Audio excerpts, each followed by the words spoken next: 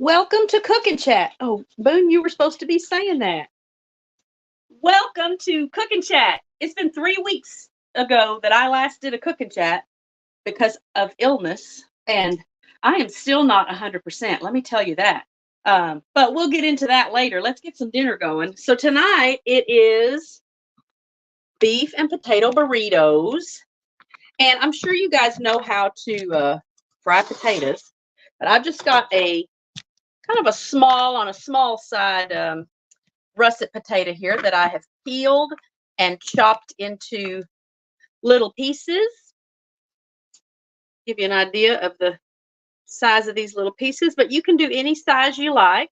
I've got about a tablespoon of just vegetable oil in this skillet that's been heating.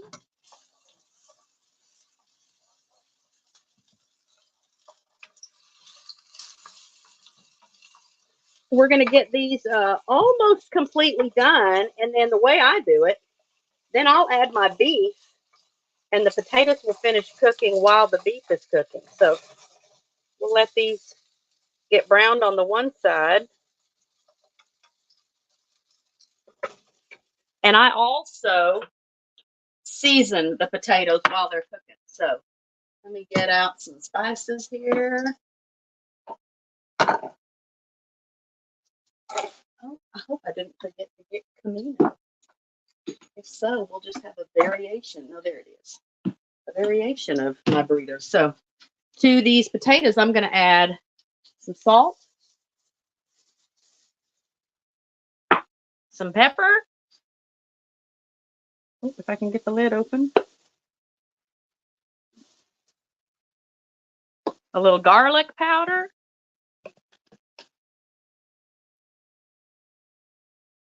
Okay, let me check my chat. I don't know why. Let me know if you can hear me. Okay. Your volume is turned up? Okay, Richard says he can't hear me. He's watching from his phone. Can you type in the chat, please, to see if they can hear? I don't know why it wouldn't be working. Can y'all hear me? Hey, Connie, Lux. Okay. I don't know why it wouldn't. It shows that my mic is on. Are you putting a comment? I can't comment. I can't. You're gonna have to make a chat comment asking if they can hear me. Okay, he said he couldn't hear me, but obviously he just didn't have the volume turned up or something. All right. So I hope y'all could hear me before now. So now that these potatoes are a little bit brown, I'm going to get the beef added to that. I want to show y'all I'm so excited about this beef that I'm using tonight. Monica from Bland's Promised Land Ranch paid a visit to RichKat Ranch a couple of days ago and brought me this beef. They sell beef. So, guys, they're going to have a cow to process early March. So I will have an email address for you to contact Monica once I get back to the computer after we've got this going. And you can reach out to her if you're interested in buying some really high quality homegrown beef. They're going to be processing that again the beginning of March. She'd really like to get it all sold ASAP. I'm sure that's always the case, but I'll have an email address for you when I get back to the computer so you can contact her, order some of this beef. We're going to try our first dish with it tonight.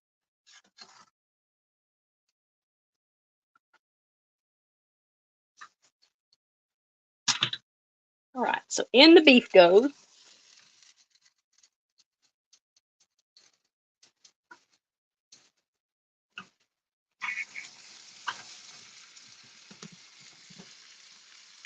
Get this. Again, those potatoes are going to cook now the rest of the way along with the beef.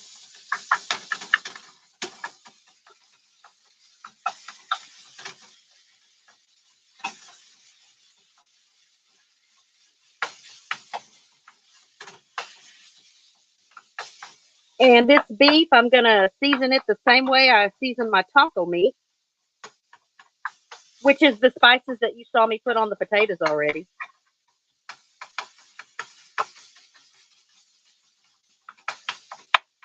I hope you guys are having nice weather where you are. We have had the most beautiful weather the last 2 or 3 days here. All the complaining I did during the cold was forgotten because we were blessed with some amazingly beautiful weather.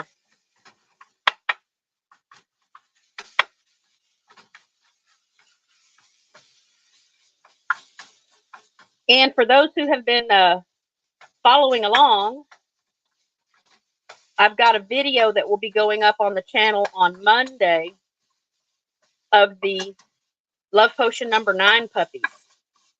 So those are the puppies that have come into rescue with their mom with Good Shepherd Rescue of Texas. And 2 of them will be coming here to RichKat Ranch to be fostered and vetted, and so that they can learn how to be German Shepherd dogs and get ready to be part of a forever family once all their vetting is done.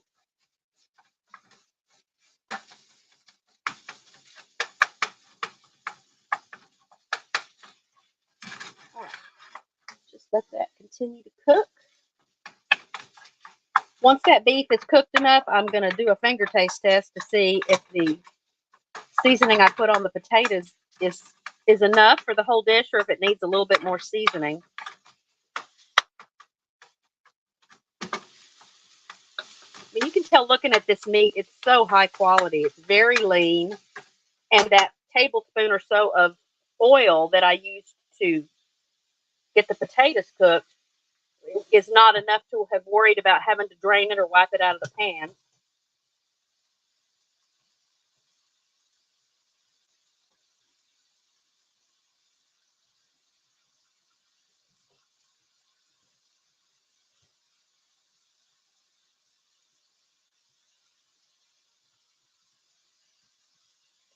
It's the best thing you've seen on YouTube all week, right? Watching meat brown.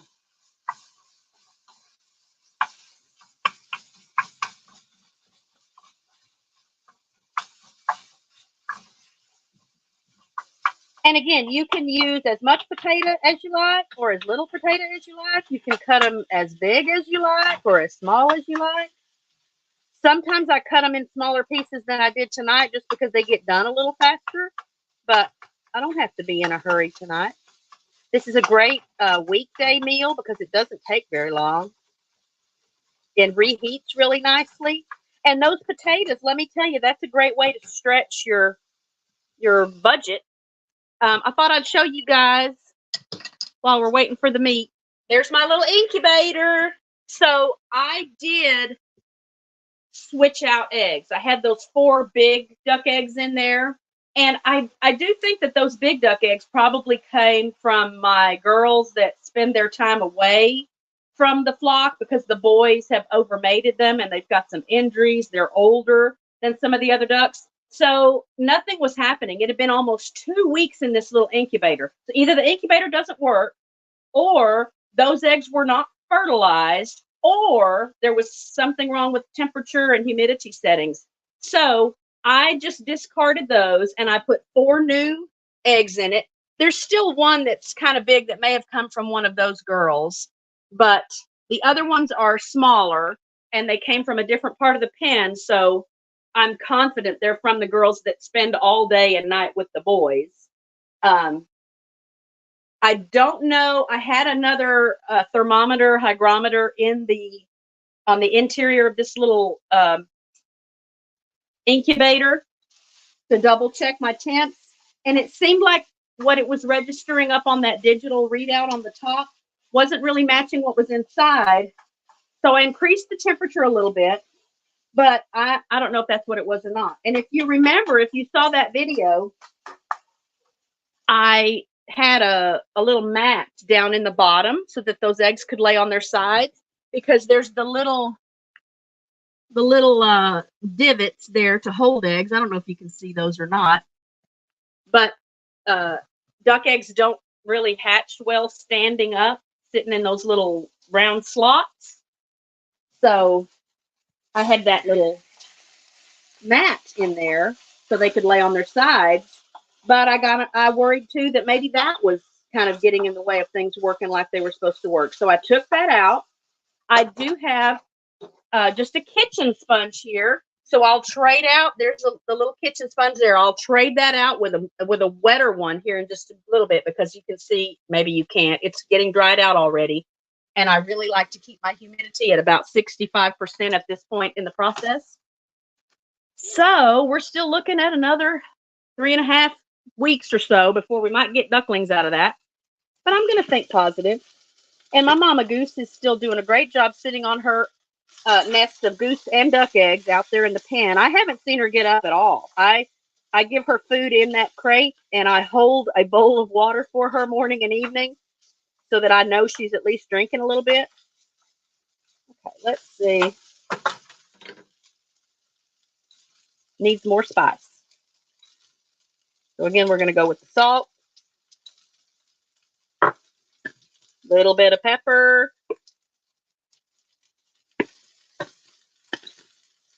garlic powder. And I don't think I put comino on the potatoes, so I'm going to put some comino in there now. This is just ground cumin.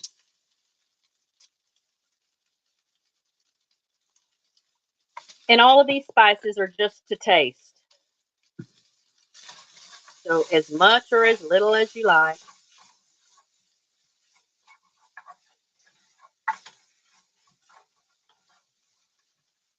Get my oven going so we can heat some tortillas.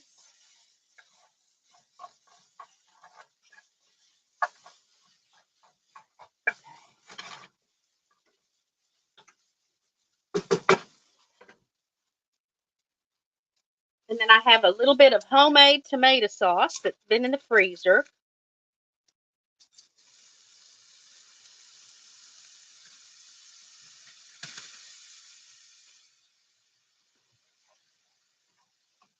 Ooh, it smells so good.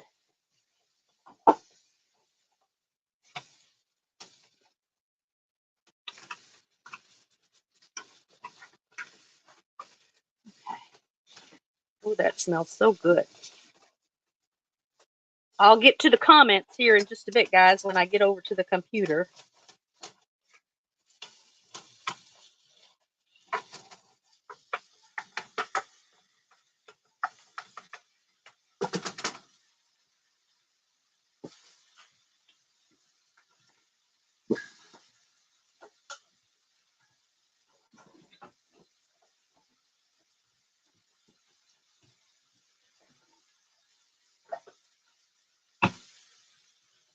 Turn the heat down a little.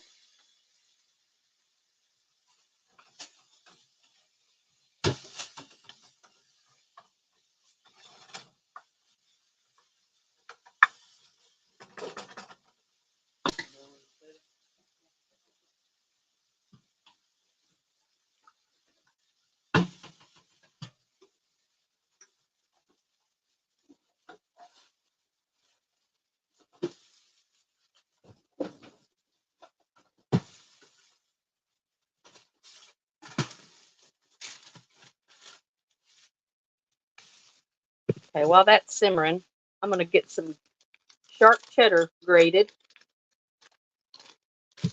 That's my favorite kind of cheese.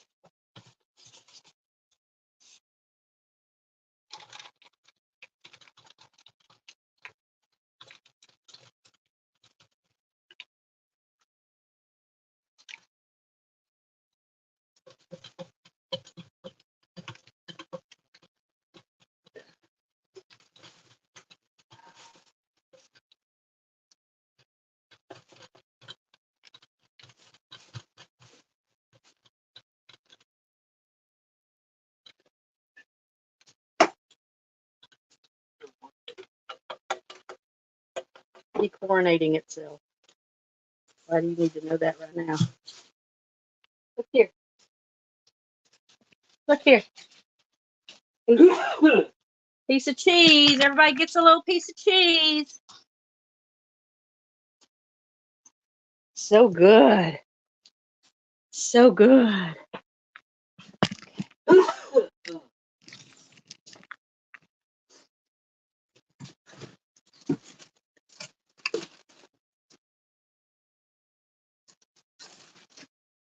right.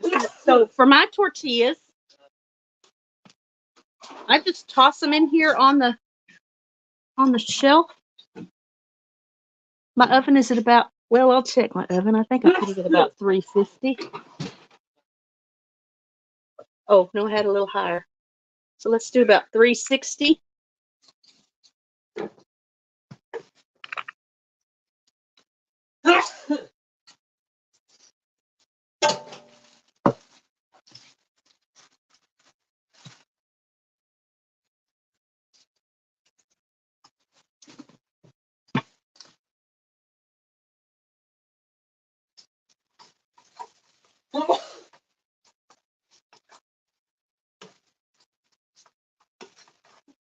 These potatoes are definitely done.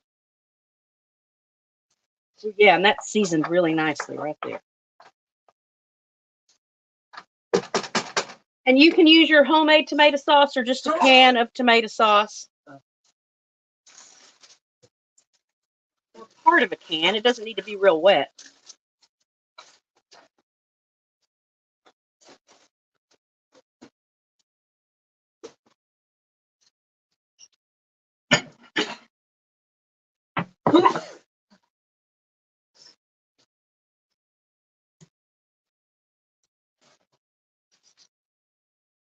And those tortillas won't take very long.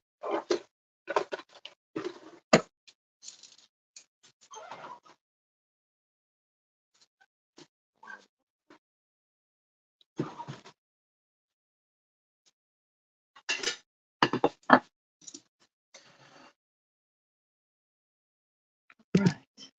Let's get that meat off of the heat. Turn the oven off and build us a burrito.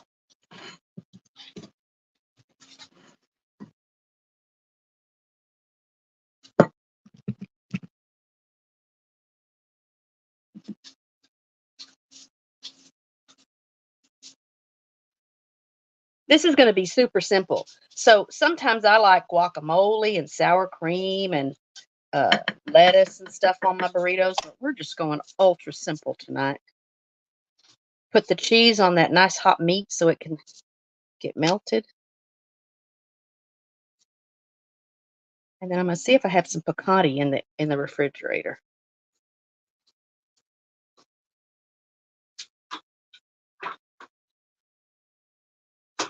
Put a little picante on there.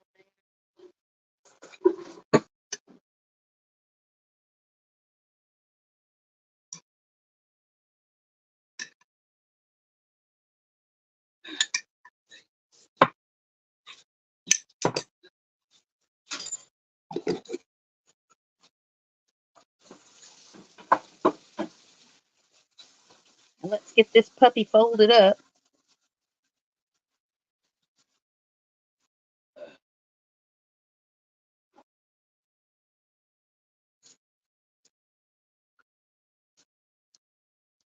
And there is tonight's dinner. So let's take that over to the cook. First, before I do that, let me change out my sponge. Y'all can see me change out my sponge. I always wash my hands before I handle anything in the incubator.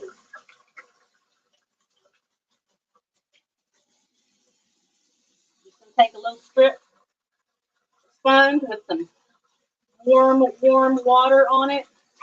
Squeeze it out ever so gently. I'm just going to swap this sponge out for that one. Right, and you can watch that. Hygrometer. You can watch that humidity indicator going up. This is almost as exciting as watching the meat brown, isn't it? Again, I'm hoping for about 65 degrees.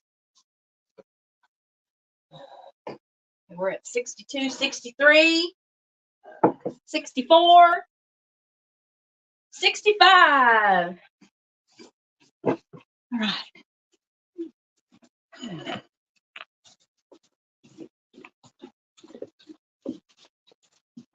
All right, let's get logged in over here.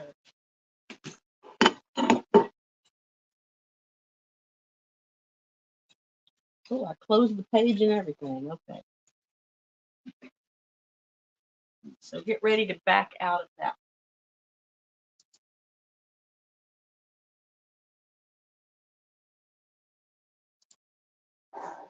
All right, back out of that one.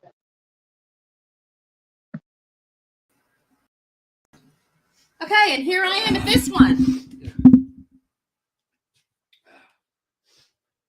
All right, let's see what's going on in the chat. Okay. I think I said hi to Connie. Hi, Connie, sweetheart. Hello, Lux, my friend Lux. How are y'all tonight? And let me get caught up on some. Thank you for that gifted membership, Connie. That's awesome. So if you see that there's been a membership gifted anytime you're in someone's live stream, make sure you have accept gifts switched on. When you see that the person has gifted a membership, there should be a button or something you click on underneath where it shows that they gifted a membership. You click on that so that you can allow gifts, and it will kind of randomly assign the membership to someone that's watching. I say that I don't even think you have to be watching, because I've been gifted memberships before for channels that I watch consistently, but I didn't happen to be in a live stream on one particular night, and I get the notification that I was gifted a membership. So let me turn something on over here. And again, welcome. Let me put up my little banner to thank those of you who are watching live, and to thank those of you who will be part of the rewatch crew. I love all of you and appreciate you so much. Let's get a bite of this burrito. Again, let's put it here in case you couldn't see it very well with the phone. This is just a beef and potato burrito.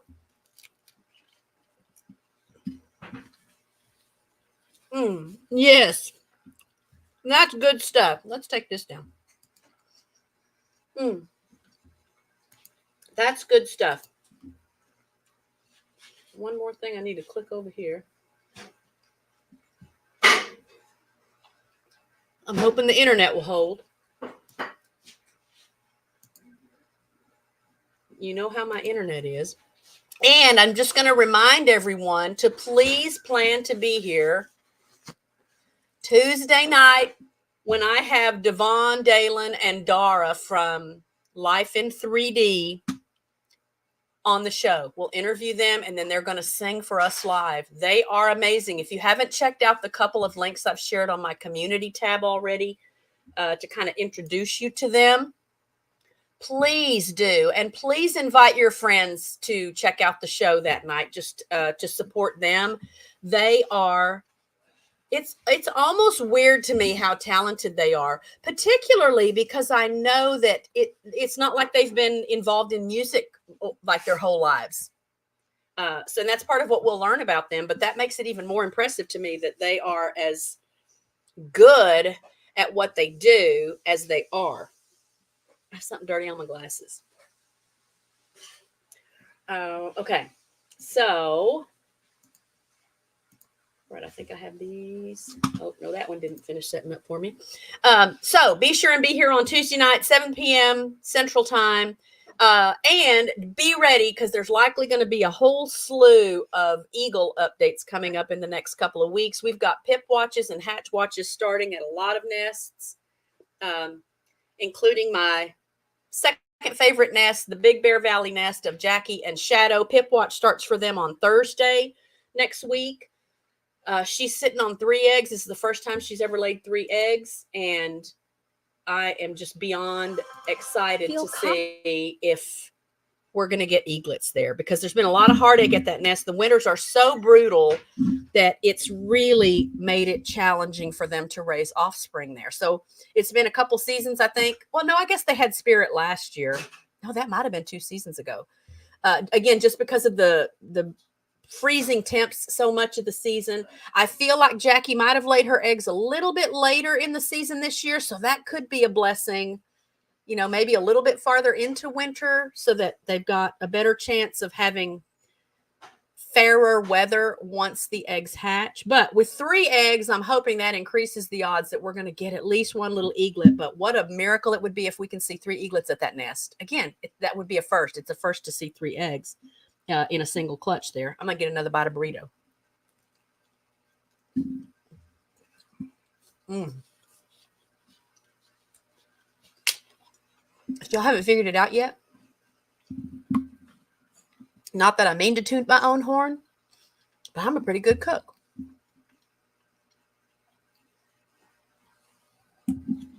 I mean, I would hope after this long, I would hope anybody that's my age would have at least figured out how to make burritos, right? But I'm not afraid of spices, and I'm not afraid of trying something just to see what happens. And I think that's how it works. Once you've gained enough experience cooking, so once you've played with different spices and processes and things, cooking just over time in your life, you get a good idea of what will at least be likely to work if you do something new. I'm excited. There will be a video going up about this. I had started a video around the same time that I recorded the video of those first 4 eggs that were in the incubator, because I'm really trying to get some sourdough starter to take off.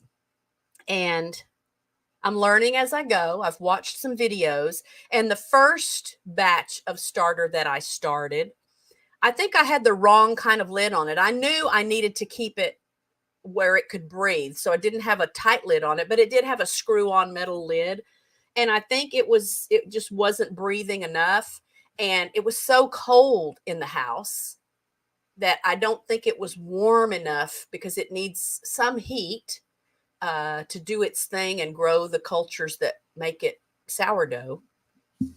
And I was keeping it in the oven with the oven light on and the door cracked a little, because that does generate some heat.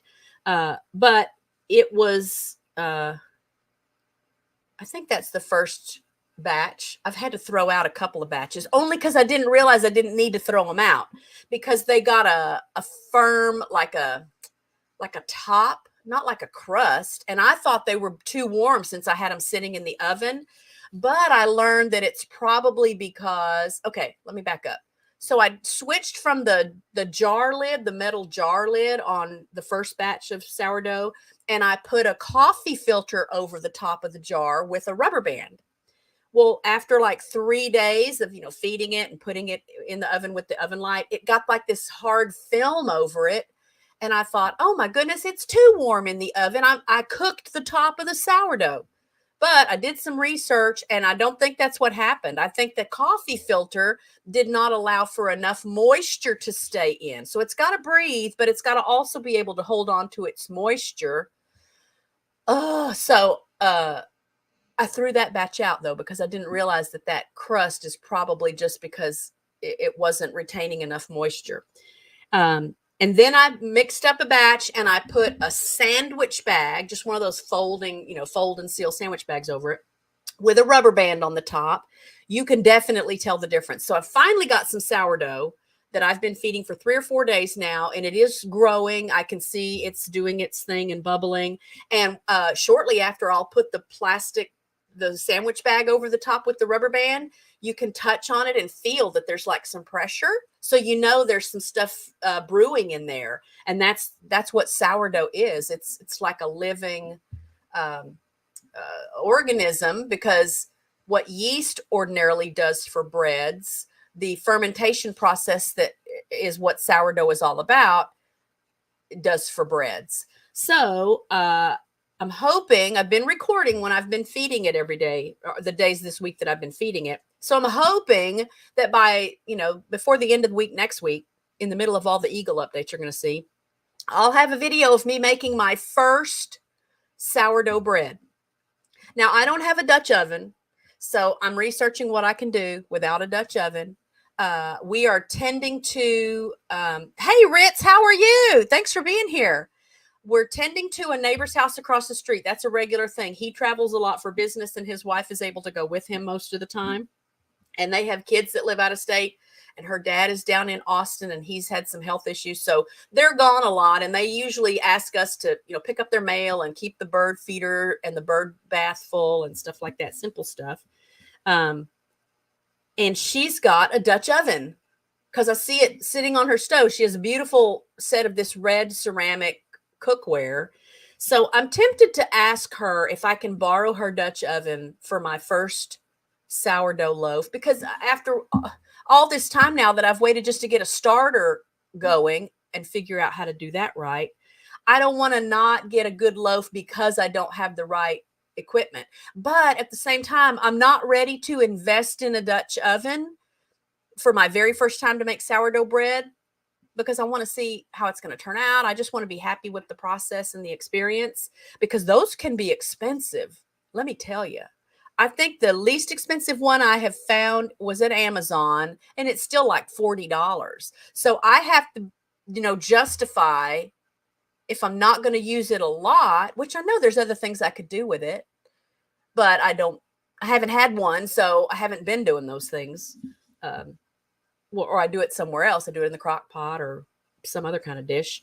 But from what I understand, that's like the best way to get a good loaf of sourdough bread, because it seals in the moisture while the bread is baking. And I want to give myself every shot of having a positive outcome for this. So I'm hoping to have a video for y'all of my first time making sourdough bread. I would love to completely get away. I think I've said this already on the channel. I would love to completely get away with or do away with having to buy bread at the grocery store. It's like sandwich bread. I feel like we eat a lot of sandwich bread for toast and sandwiches. And so if I can master this sourdough thing, I just think there's all kinds of bread type things I can do with sourdough. And you can make pancakes and waffles with sourdough. And Monica at Bland's Promised Land Ranch did a Hawaiian bread, sourdough bread, pineapple juice and stuff in it. That sounds amazing. So I think there's a lot of stuff I can do. And you heard it here first. Richard came back from Austin one day midweek this week. He has to go down there every other month or so to do some stuff for GM with, I guess, registering cars and stuff. And on his way back, he always calls and says, "Hey, do you want me to stop at the check stop?" So there's a place in West Texas, not geographical West. It's actually, the city name is West Texas, famous, like it's world famous. You can look it up, the Czech stop, CZECH, like Czech Republic. And they make world famous kolaches there. So I'm going to learn how to make kolaches. Now, that doesn't have anything to do with sourdough, except that it's still a bread. And I love kolaches, but at like $1.50 per, that's not something we could do real often, is swing by the check stop. Now, we, a couple of times a year, we'll put the dogs in the car. We'll do a little road trip down there, because it's probably an hour. It might be an hour and a half from here. So just enough to feel like a road trip. And the tradition is typically that we'll go to the check stop, because sometimes if you go on the weekends, y'all, sometimes you have to wait in line just to get in the store and look and buy something, because that many people stop there. But we'll go down with the dogs, do a little road trip. And there used to be, I don't know if it's still there, a fried chicken place right next door. And we'll pick up some chicken, and then we find some little place where we can sit outside with the dogs and let them sniff around, and we eat some chicken, and then we just come back home. So it's like a half-day trip, but the dogs enjoy it because they love going for car rides. And I don't know, it's just been a little tradition that we've done. So we'll do that again sometime. I mean, that's just something that we do a couple times a year, maybe, but not something that we would do too often, because it's just really expensive to buy those kolaches. I mean, they're worth it. I'm not complaining, but man, I'd love to have kolaches around more often than that. So again, make a note, write it down. Hey, Erica, how are you? Thanks for being here. I'm behind in the chat. Hang on. I saw Ritz made a comment. Let me find that. Okay. You obviously haven't ever seen Worst Cooks in America. That's a show. That's a legit, like a TV show. How funny is that? Okay, that looks so good. I got word and used some taco seasoning, but happy to know it's actual stuff I put in my. Yeah, I don't buy. I have been known to buy like the cornbread mix from time to time, or a cake mix from time to time. Especially if I'm making a dump cake. You know, with a dump cake, you just pour the dry boxed cake mix over the top and put the slices of butter on it because it makes a crust, kind of a cobblery kind of crust. What else? But other than that, I really try not to buy a whole lot of pre-made stuff. For sure, for spices, we might buy like a steak rub or something every now and then. But even then, I still prefer, if we're doing steaks, I like to just season them up with some olive oil, pepper, garlic,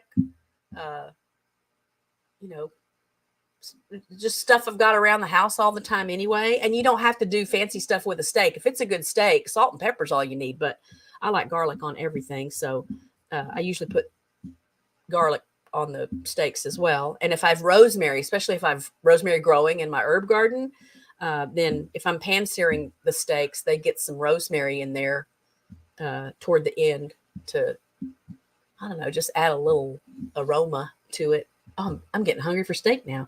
I got to get another bite of burrito.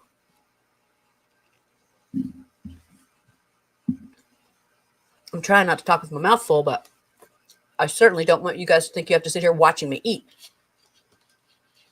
So, yeah. So seasonings, it's usually my go-tos. Let's see. Good evening. Sorry to be tardy. I'm still thinking about that wonderful shepherd's pie you made a while. Oh, yeah, that's a winner. Yes, I still have a bit of a cough. But it's a very dry cough, which is even more annoying, I think, than when I feel like it's accomplishing something. Okay, so. Okay, Erica can't listen because her headset is dead. I'm glad you stopped in to say hello. Oh, let me get y'all that email address for Monica. Hang on. So I would love to just start getting all of our meat from them. So they can ship anywhere in Texas. They can ship. They can ship out of state, I think she said, as well. Or if you are local enough that you want to meet somewhere to pick something up, or go to their place out near Kaufman, so about an hour and 20 minutes or so east of us. Okay, let me get that. Okay, and so her message back to me was she was hoping to have the whole steer that they're getting on March 2nd sold, ASAP, because they only do that a whole steer like twice a year. But March 2nd is their next processing date so that they can have beef available before Easter. All right, and here is her email address. So let me get this message typed.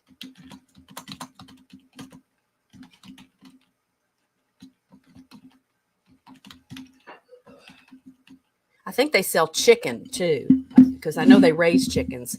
But when you email, you can ask.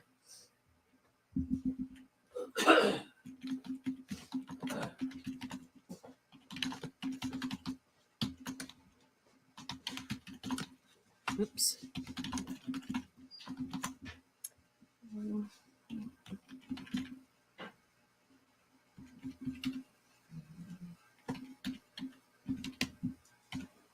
Okay, so this will be in the chat here. 2014, that's the year they moved here to Texas. Obviously, you can't click on that from this comment that I have up on the screen, but it is in the chat. I'll put it in the description for the video after the show ends today as well. And I'd love for you guys to support them that way and try out this delicious, just super high quality beef. And I love the idea. So I'm the kind, I would so much rather buy my meat from some place where I know that it was cared for well, that it was healthy, that it was loved and honored because of the purpose it was going to serve, than to not know at all. Where did it come from? What kind of conditions did it live in? Was it stressed all the time? You know, those things have an impact on the animal, and they're wrong, but it impacts the meat itself. And then you put that in yourself. Maybe I'm sounding real out there, but I just really think that's how it's supposed to go. That's part of what attracts me to the whole homesteading concept. Having the ability to, obviously, to provide for yourself, right? Sustainable, self-sustainable, and not having to rely on some other place or some other person for what you need to survive, but also because you can control the environment for the things that you are growing to consume. I don't like thinking about, now that I know some things that I know, I don't like thinking about what some animals go through.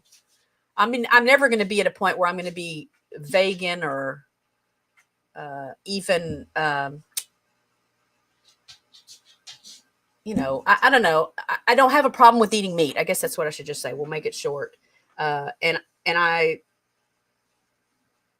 don't, I'm not, you know, criticizing anybody that does have a problem with eating meat, but I do think that there are ways to do things humanely and to honor the process. And if you missed my interview with Eric and Monica, the first video of theirs I ever watched, Eric was processing rabbits. They grow rabbits for food. I don't think I've ever eaten rabbit, but I watched the video and I was so impressed throughout the whole thing that he honors the animals. It wasn't like a matter of fact thing. And it wasn't, again, nothing wrong with that. I'm not going to criticize somebody for the way they, you know, process their meat or grow their meat. Oh, hang on. I got a call from someone, but I need to send her a message because I accidentally hit decline. Oops. So I want to tell her I'm doing a live stream.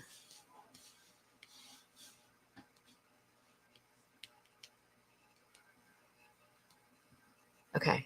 So she'll know that she can call me here in just a little bit. It might be do something to do with those puppies. This is our, like the leader of Good Shepherd Rescue. And she used to be the adoption coordinator. So that's why I worked with her a lot before the founder of the organization retired and handed over the reins to people that had served on the board for a long time and worked with her. But that's who just tried to call. So it might be about those puppies. I might show y'all a little snippet of the video that will be going up on Monday because I'm just so excited. And these puppies are just so precious. And I think I showed you some of the puppies in the last live stream. And I know some of you are keeping up with that. But let's get back to some comments here. Let's see. Definitely need to make a bake with RichKat Ranch now too. Absolutely. In fact, maybe I'll do a special thing when I finally get ready to do the sourdough thing. We'll make that kind of a special thing. Yeah. I'm hoping I'll be able to figure it out. I mean, it doesn't look like a hard process. It's obviously not something that you can be in a hurry about, and I don't need to be in a hurry about it, but I'm so anxious for it to work. I am encouraged because I fed my starter this morning. So I decided I wasn't going to do any discarding. If you don't know about sourdough starters, that's a common part of the process. You know, you do the flour and the water mixed together, and you do that a couple, 3 days, and then you discard part of it and keep the rest and feed it. Well, I don't really want to discard something. I don't want to throw something away. So I've been keeping everything. So right now I have 3 jars of starter going, and I'm really encouraged because it didn't look like they really rose much in the jar.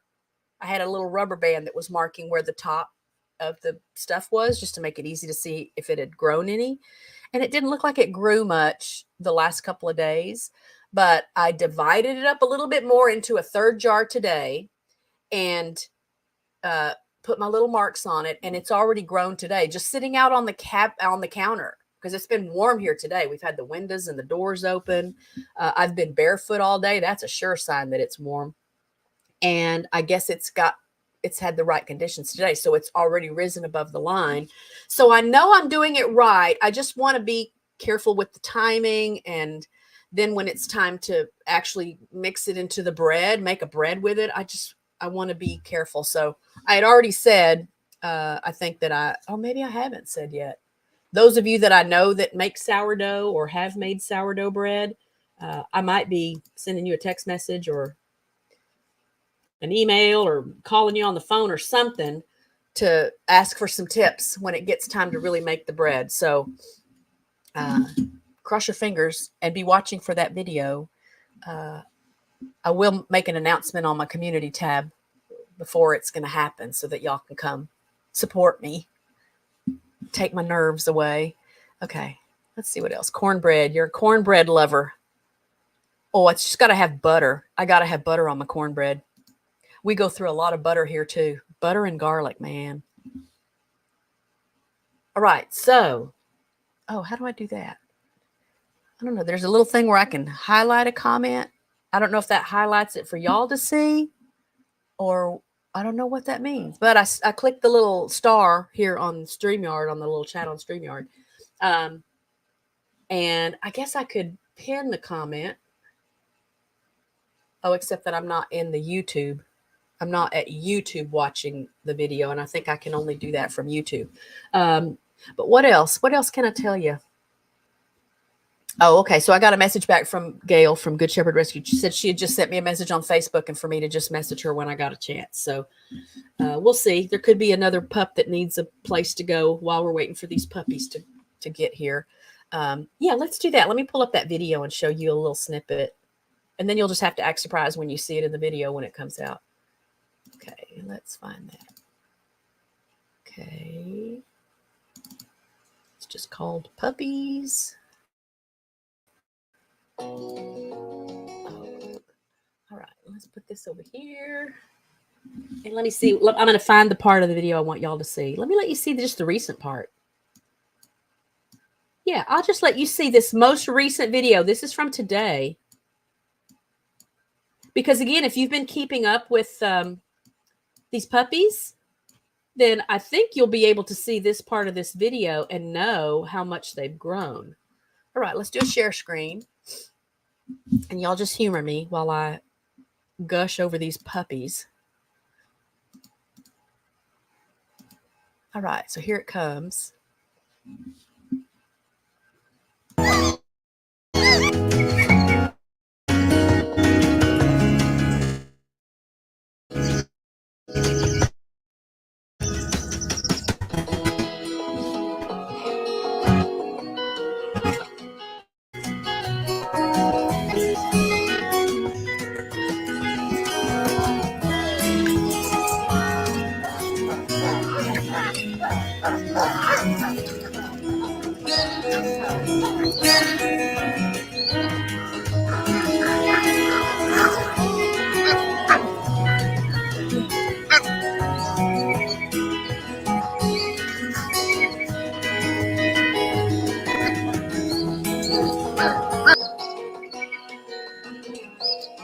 Okay, that's enough of that.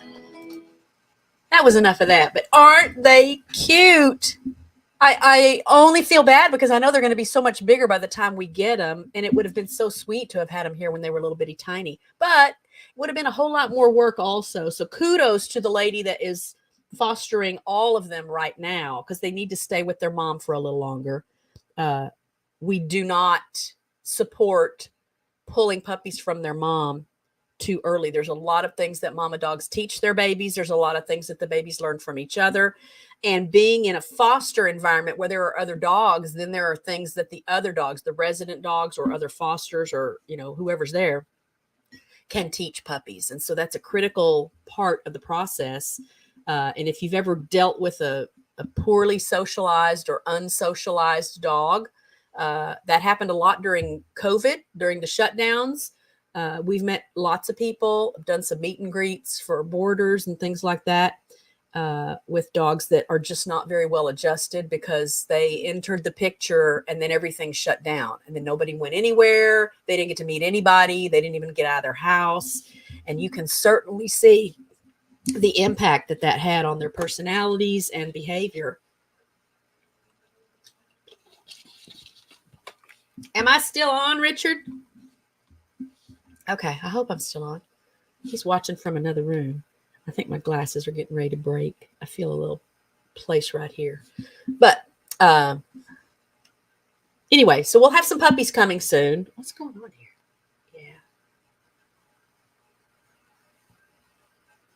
Yeah, they're trying to break. And I think I mentioned already, if you have not already ordered your eclipse glasses for the April total eclipse, okay, this is the last one I'm going to see in my lifetime. You got to order them now because everybody's going to run out soon if they're not already all gone. I ordered glasses last year for was it October? There was the partial eclipse in October, the annular eclipse. So I've got 2 pair of glasses already. Then they're not expensive. You can get them on Amazon or what's the name of this company here?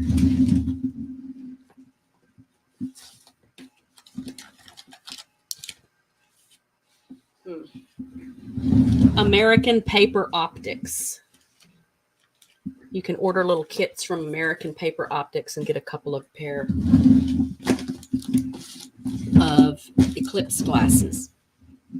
I know there's DIY stuff that you can do. And back in the day, I can remember when I was little, one summer, we did the whole, poke a hole in I think it was a box and then have a piece of paper on the opposite end of the box. And so, you aim the hole in the box toward the sun, but you're looking at the piece of paper that's on the back of I can't remember exactly how we did it, but we could see the little shape of the sun being covered by the moon. And it was awesome. I've always been into that, even as a little bitty girl. Haven't got the camera set up in the duck pen yet. Hey, Lux, welcome back. But I will have a camera set up in the next day or so we can keep tabs on what's going on in the nest out there with the eggs. I'm really going to try and convince Monet to let me look under her and candle the eggs. This is a first for me to have not been all up in their business through the whole process. I'm usually out there, every 3 or 4 days, and I'm candling, which is good and bad, because when I do that, I can pull bad eggs or broken eggs or just eggs that aren't developing, they're not fertilized or for whatever they're not developing, and because that takes resources away from the other eggs that need it. But I thought, you know what, I'm just going to be hands off and let mamas do what mamas do because they know best. And I don't have to be involved for it to happen or for it to work. I wasn't involved in the process of making and laying those eggs. So, but she's been very, very faithful and diligent in her incubation duties. Again, I haven't seen her get up at all since that first day that I saw that she was sitting all day. And that makes me feel kind of bad for her. I'm sure she's getting up. I'm sure, I come in the house and the dogs are in and so she knows it's okay to get out and stretch her legs. And, but I don't think she goes very far. There's no way she could go very far because the dogs and I are in and out throughout the day. And, anytime I look out there, she's on the nest. It's also very funny to me that because she's on the nest, when the geese come out of the pen, when I let them out in the mornings, they're all so ridiculously vocal. It's like they're just announcing to the world again, we've got eggs, we have eggs, somebody's sitting on the eggs.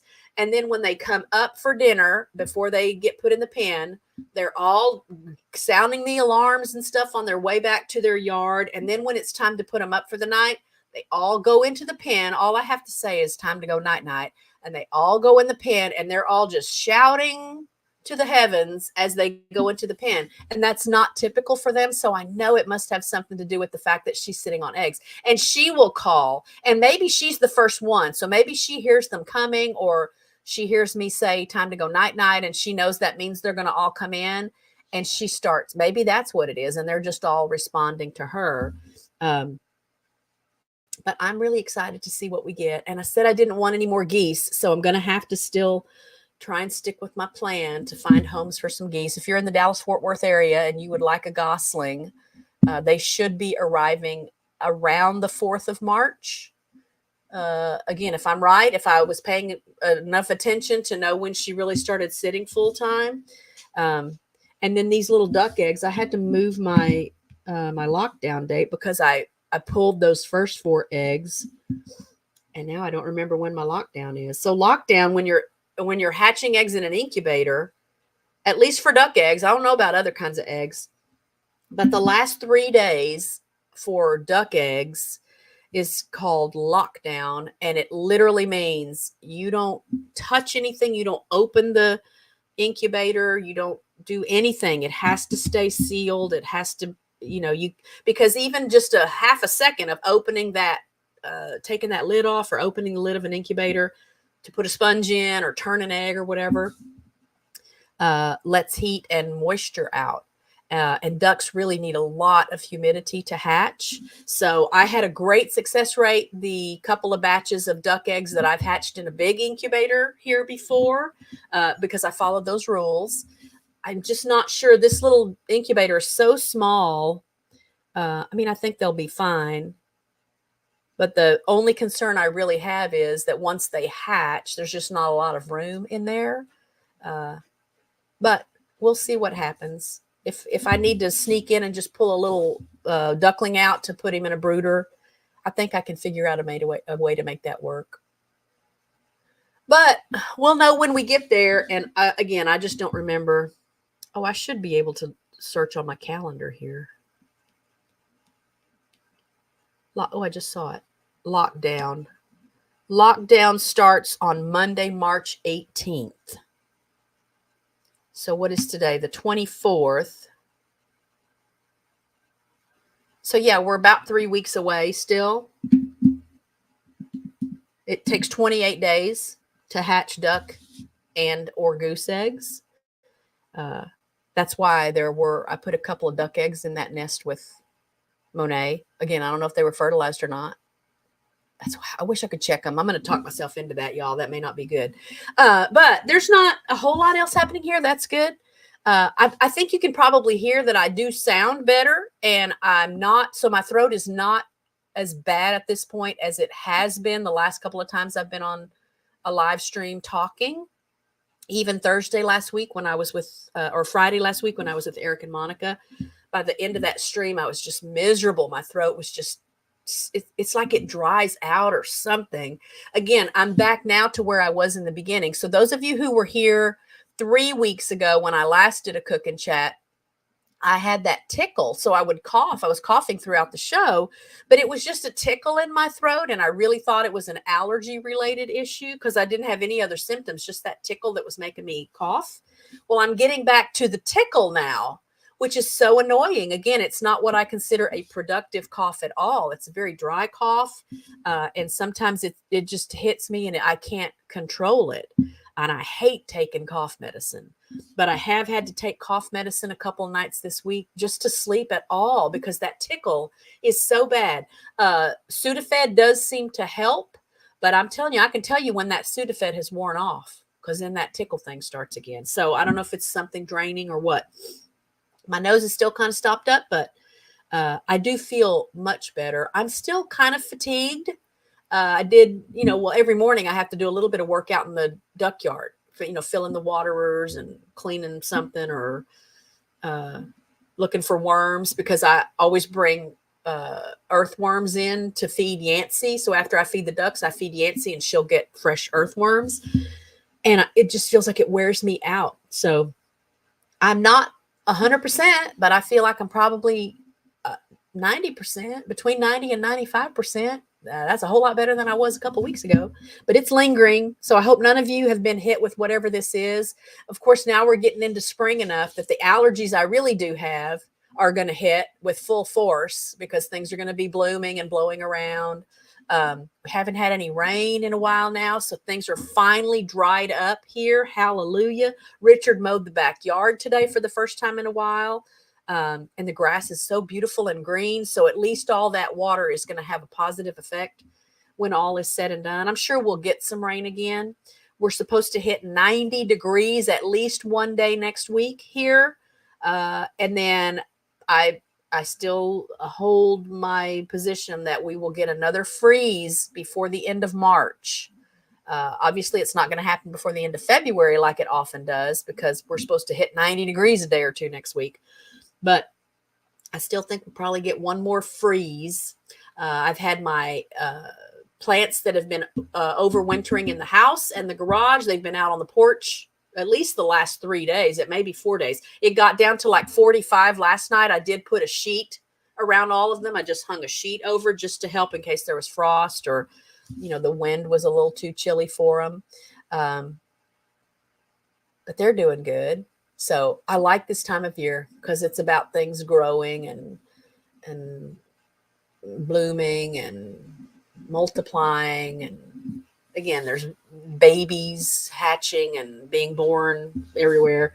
And that's a fun thing for me. So I hope y'all enjoyed learning about beef and potato burritos. Nothing fancy. We don't do fancy here. I mean, I do some stuff that takes a while and has a lot of steps, but I'm not like some cooks that, you know, do stuff with wine in it. And I don't know, like the stuff you see on MasterChef, like Gordon Ramsay stuff. I mean, I can pan fry a steak that I'm sure would hold up to a lot of what he does and the people on his MasterChef show can do. But beyond that, it's just home cooking, comfort food. But it's fun to make and it's fun to eat. And I like sharing how I do those things with people, because I know every now and then somebody will tell me, oh, I never thought to do that, or, oh, I'm going to have to try that, or I haven't had that in a long time. Now I'm in the mood to have it again. So just something fun to do, to get together, and y'all can see what happens here on, you know, in just our regular life. I do want to talk again about Monica's visit when she came on Thursday. Y'all, I had the most wonderful time. I wish she had not had to leave, but she had things to do. Again, it's like an hour and 20 minutes or so both ways. So that's a big chunk of her day. But we got to visit for about a half an hour and just had the best time, just talking about just things from our lives. And, you know, I don't even know how to explain it. It was just so awesome to meet her. So I've been following their channel for a long time. I'm a huge fan. You guys have got to check them out. And it felt like I was meeting a famous person. And yet she's just a regular person. And she brought a couple of the kids with her. They weren't going to stay very long, so she knew that. So initially, both the kids stayed in the house. But Boone wanted to come in and say hello to Monica. So he came in, and he's just a love bug and then some. Now, I don't doubt that he would tear someone up if it was necessary. But if you're loving on him, oh my goodness, you're going to get it back tenfold from him. So Monica was loving on him, and he was just eating it up, and he was being so precious. So she said, I got to get Ezekiel in here to meet him. So she called out the front door and said, you know, come in here and meet Boone. And Boone ate that up. He loves little children so much. So it was a red letter day for him to get a visit and get some loving from somebody that was new to him. But she's an animal lover too. And I mean, I knew that before I met her on Thursday. So that was a treat. I wish one of us had thought more to maybe film something and do some sort of little crossover thing, but I'm hoping to make a trip out to their place sometime. So maybe we can coordinate and collaborate and put a little video together when that happens. But that's it. I won't keep you any longer. I love it that you guys show up. You know, I hope it never gets old. I hope it never stops surprising me and making me happy that you would stop by my channel and hang out and listen to me ramble or watch me do some mundane thing. But this is more real life. I mean, I've had some exciting things happen in my life. I didn't have a video camera going on when it was happening, but there's good in the world. I like people to know that, you know, life can be good. So I hope at least, you know, I can be a bright spot every now and then for somebody. If you've had a stressful week or a stressful day, that you can just come and hang out for a little while and just relax and know that, you know, there's good, there's joy. And I've got lots of it happening right now. So it's going to be even more joyful again when the eagles are all hatching their eggs. Oh, I can't wait. So I've got like this little list of like 3 or 4 nests in the top of my head that I just want it to work so badly. I want it to turn out well so badly for them. I mean, there's already stuff I haven't updated on my channel. So, we have a 3rd egg at the Redding, California nest, 2nd egg of the 2nd clutch at the Berry College Eagles nest in Georgia. Who else? I don't remember if I even posted that the 2nd egg came at the Decorah North nest. Again, there's like 35 nests I watch, so it's really hard to keep up with it and still do anything else in life. But I try at least a few times a week to just go down my list of subscriptions and I just click on every channel. So I have started watching or checking in with those British Columbia, Canada nests. They're the last ones to lay eggs each year just because it's colder and the sunlight is a little less, I think, the farther north you get. So no eggs there yet. I don't expect eggs there until next month. So March and April is when they lay their eggs. But I was excited at a couple of those nests to see an eagle there. Because that's always the unknown. Is the eagle going to come back to the nest where the camera is every year? Because sometimes they just move on and find another nest, or another pair of eagles or owls or something will come and take over a nest. That's another thing I learned. I think I may have posted on my community tab though. Farmer Derek, that's a channel here on YouTube. And I started following his channel probably 3 or 4 years ago because he had a camera on an eagle nest on his property. Well, 2 great horned owls, Bonnie and Clyde are their names, took over that nest. And I love owls, but I don't need to add another bird to what I'm watching. So I stopped watching his channel, and then I just happened to come across a video. I think it came up in my recommendations. So kudos to YouTube for paying attention to what it is I'm spending time doing on the platform. And they recommended the eagle live stream. So the eagles built a nest in another tree. He got a camera put up so you can watch the eagles at Farmer Derek's channel again. And I think they have 2 eggs there now. That mom typically lays 2 eggs. And they usually get a good result. That's a nice, safe place. All the eagles have to deal with owls from time to time, but I don't think there's ever been anything bad happen at that nest because of owls. So I'll try to do an update. I'll try to do an update post on my community tab where I just list all the nests I'm watching and do a, 3 eggs, hatch dates from this to this, or because I know some of y'all are enjoying keeping up with that with me. And there's a lot to learn by watching eagles in the wild, believe it or not.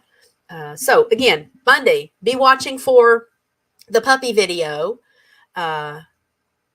Tuesday night, please stop by at least for a little while to say hello to Life in 3D, the siblings that are good, and they're going to sing for us live. They're amazing. You won't believe it. You've got to see it and hear it, and share that stream with your friends so they can stop by and enjoy it as well.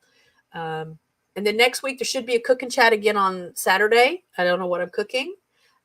We'll have some borders here. I will share that neat story with you. Well, it's kind of a bittersweet story. So one of our regular border families, the 2 dogs in the family, 2 German Shepherd dogs, and a couple of the trips that their mom has made in the last 6 months or so, a couple of those trips have been so that she could go and spend some time with a dear, dear friend of hers who was battling cancer. Well, that friend passed away on Valentine's Day. And so she called me yesterday and asked if we could make room for her girl dog. She has a girl and a boy. The girl is the older of the 2. The boy loves everyone and he doesn't get stressed out, but her girl dog gets real stressed out about, she's like Serena. So new people that come around, or just people being in the house, even if it's people she's met before, She's just not real sure, and it can be really stressful for everybody. So she asked if she could let Kona spend the weekend with us. The people are going to come in late on Friday night. She'll bring Kona early on Saturday morning. They'll have the dog with them. So this is the family of the friend who passed away, and they're going to bring the dog. I think maybe they live in California. It's definitely a trip for them. And they're going to bring the dog, but to kind of ease her dog into meeting this new dog okay, so here's the deal. She agreed. So the friend, I think, asked her when she was making arrangements for everything, if she would take her dog, if she would adopt her dog. So of course she said yes. And the dogs are about the same age. Interestingly enough, those dogs are both named Kona. So Kona, the Kona that we know that has boarded here before, is going to stay Kona. And then the Kona that's coming, that was her friend's dog, they're going to call her Kona Kia. Just to, they're not going to change her name altogether. She's had the name for 6 years or whatever. And the dogs knew each other when they were young because they lived near each other. But then this lady that has the dogs that we board now, she lives here, and the other lady still lived out of state. So we're going to have Kona here for the weekend, but the new girl is going to come for like a play date on Sunday next weekend. So she'll meet Kona. So Kona Kia will meet Kona on neutral ground where there's not so much emotion, like I know there's going to be for a long time to come. But for initial introductions, I think it's going to be in everyone's best interest to do it away from the house. So we'll have the Kona Kia come on Sunday. And hey, Paul, no, the food turned out amazing. And she'll have a play date and hang out here for a while on Sunday. And if that goes well, and I think it will, and I think dogs do remember each other, even when it's been a long time since they saw each other. If it goes well, then she'll spend the night here Sunday night. They'll be here together. And then mom will come and pick both of them up on Monday.